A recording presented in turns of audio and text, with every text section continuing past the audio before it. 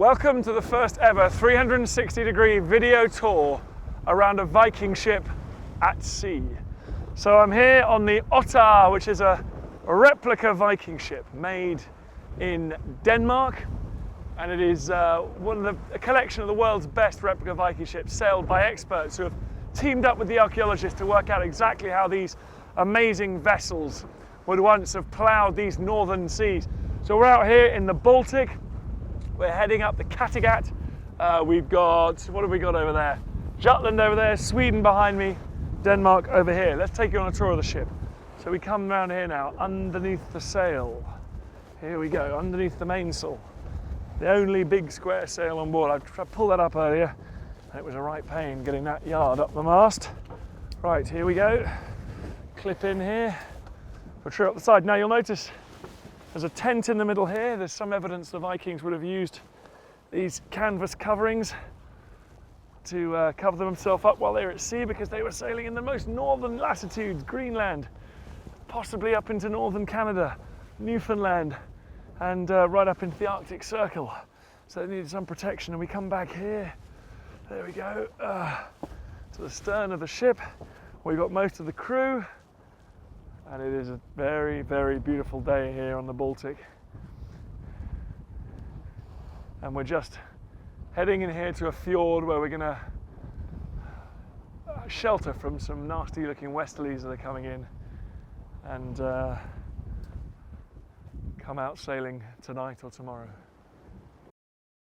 So this is Esben. He's the captain of this Viking ship. How does she perform? How does she steer? Well, compared to other Viking ships, she's great. Compared to a modern yacht, she's a bit heavy in the water, but it's also a bit comparing a truck to a modern race car, for example, because this is a cargo ship.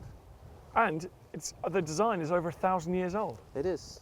It's from 1038, so, and it still works. Well, of course, it's a replica, reconstruction of what it was like back then.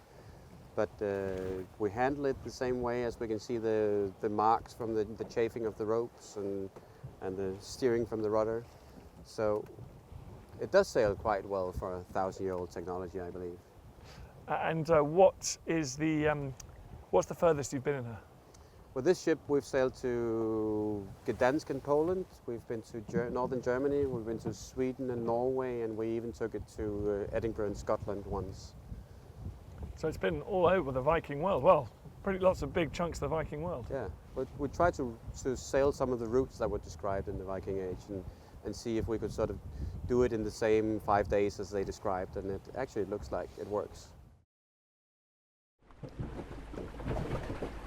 Here you can see the Viking ship as it tacks, which means it turns almost 180 degrees through the wind in a zigzagging movement.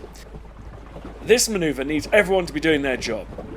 Look forward and you can see me right at the front holding onto a rope called the bowline. We've been sailing with the wind coming from the starboard side. The ship is now turning clockwise until it's facing right up into the wind. Look up, you can see the sail is flapping because it's no longer filled by the wind. And as we turn further, the sail moves overhead. The wind's now coming from the port side. If we turn even more, the wind starts to push on the sail once again, giving the ship forward speed.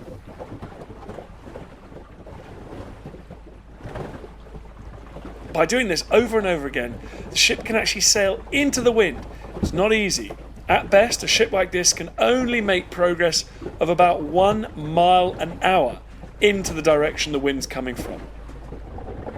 But sailing across the wind, or with the wind behind it, this ship really flies.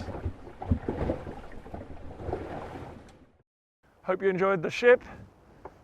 That's all from us. Bye.